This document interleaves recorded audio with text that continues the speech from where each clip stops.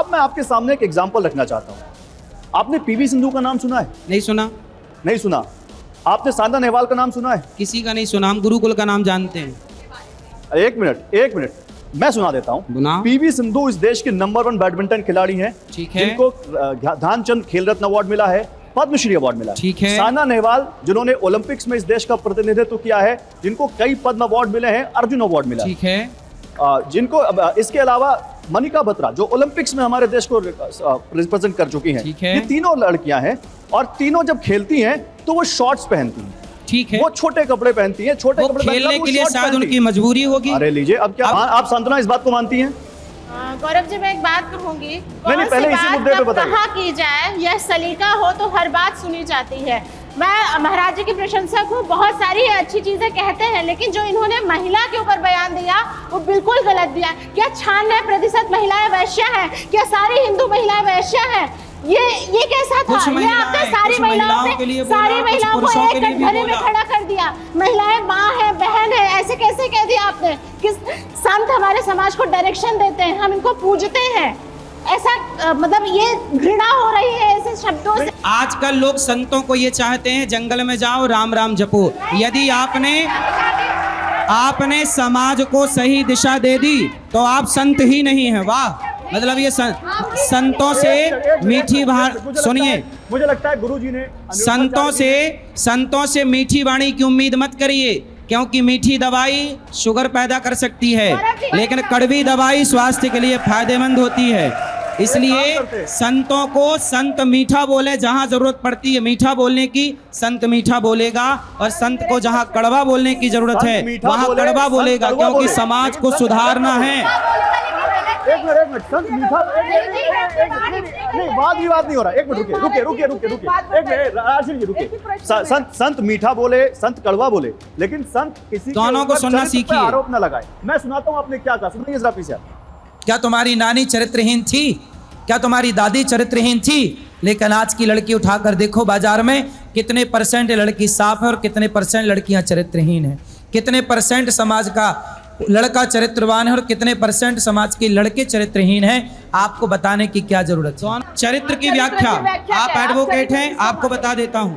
जो नारी अपने पति के अतिरिक्त पर पुरुष को ना देखे और जो पुरुष अपनी पत्नी के अतिरिक्त पर नारी को ना देखे, राम सीता जैसे लोग चरित्रवान हैं। जो पर नारी को देखे, जो पर पुरुष को देखे, वो चरित्रहीन है, था, है और रहेगा।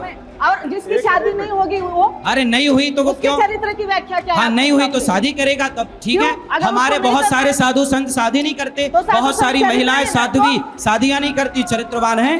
तो माने उनके लिए क्या चरित्र की व्याख्या है? बता तो रहे हैं कि वो पर पुरुष से बचे हैं, पर नारी से बचे। बहुत सारे संत सारी जिंदगी विवाह नहीं करते, ब्रह्मचारी रहते हैं। महाराज, आप राजा राम मोहन राय को अच्छी तरह से जानते हैं। 2 मिनट सर, मुझे बात करने दीजिए। राजा राम मोहन राय जो चाइल्ड मैरिज एक्ट के लिए बहुत अच्छा काम किया है, जिन्होंने सच में सोशल रिफॉर्म किया है। ठीक है, राजा राम, उन्होंने तो किसी की भावनाओं को हर्ट करके सोशल रिफॉर्म नहीं किया है। हाँ। ठीक है, विनोबा भावे भी कुछ सोशल एक्टिविटीज थी, उन्होंने भी किया है। महाराष्ट्र में ऐसे सारे संत है, जैसे संत ज्ञानेश्वर है, संत तुकाराम महाराज है। सुनिए मेरी बात, उनकी वाणी में कहीं कटुता नहीं है। जो भी आप ही की वाणी में ये डिस्क्रिमिनेशन की हुई है, भेदभाव की हुई है। नहीं भाई, कुछ महिलाओं के प्रति उसमें से अगर कोई आपको हमने चरित्रवान होने का क्या कह दिया? आप इतना परेशान क्यों हो रहे हैं? नहीं, मैं नहीं मानती हूँ। नहीं, पहले ये बताइए, आप चरित्रवान हैं या नहीं? मेरे एक सवाल का जवाब। आप चरित्रवान हैं या नहीं? मैं ये आप मुझे पूछ नहीं आप सकते। चरित्रवान हैं या नहीं? पर्सनल है, आप नहीं पूछ सकते। I will take objection। पहले आप बताइए। ठीक नहीं, ये पर्सनल क्वेश्चन डिबेट में नहीं चलेगा। मैं एक बात आपको पूछती हूँ। अभी मैं आएगा। आप महिलाएं इनसे बात करते हैं। आप चरित्र की माइक दे दो, माइक लाने मैया से। आप मुझे हाँ, ये मैया से बात करो। महाराज जी से। महाराज जी, एक बात बोलिए। स्त्री हो या पुरुष, उसका चरित्र शरीर के एक अंग से डिसाइड करोगे आप? शरीर के इस एक ही अंग से आप चरित्र डिसाइड कर रहे हो ना? आप कहाँ पे आ रहे हो? मुंह मारना मतलब क्या है आपके हिसाब से? राम के देश में रहते हैं हम और राम चरित्र मानस पढ़ते हैं हम। राम चरित्र सुनवे को रसिया, राम लखन सीता मन बसिया। चरित्रवान, मैं मानती हूँ, मैं रेस्पेक्ट करती हूँ, समाज सुधार रहा है। चरित्रवान बनिए। चरित्रवान बनने का कह दिया तो आपको क्यों बुरा लग रहा है? हो गया महाराज जी। एक तो आप जो उनको चरित्रवान कह रहे हैं, आपने किसी और से भी पूछ लिया था क्या तुम चरित्रवान हो? ये अधिकार किसने दिया आपको कि आप मुझसे तो पूछे कि मैं आपसे चरित्रवान आप हूं? हमसे इतने सवाल कर रहे हैं, ये अधिकार आपको किसने क्योंकि दिया? हम लोकतंत्र के चौथे स्तंभ हैं और हमें ये अधिकार आपको किसने हमें अधिकार दिया? संविधान ने दिया है। हम आपको किसने लोकतंत्र के अधिकार चौथे दिया स्तंभ हमसे हैं। सवाल? अभिव्यक्ति की आजादी तो कानून हमें भी देता, फिर आप क्यों सवाल करने आ गए ओके, यहाँ? हम आपके चरित्र पे सवाल नहीं उठा रहे। अरे तो हम तो सवाल का आप उठा जवाब रहे हैं देने चरित्र के पे लिए सवाल। बात कर रहे हैं। आप चरित्र पे सवाल नहीं उठा रहे, लेकिन आप सवाल उठा रहे हैं। जो जैसा समझे वैसे समझाना अच्छा, पड़ता है। एक चीज आपने कहा कितने परसेंटेज लड़कियां, क्या कितने परसेंटेज जो जिनको आप कह रहे हैं चरित्रहीन, कितना परसेंट है आपके हिसाब से? आप बताइए, वो तो समाज का सर्वे करवा लीजिए ना। नहीं, आपने निकल कहा आएगा। बिना जानकारी के कह दिया।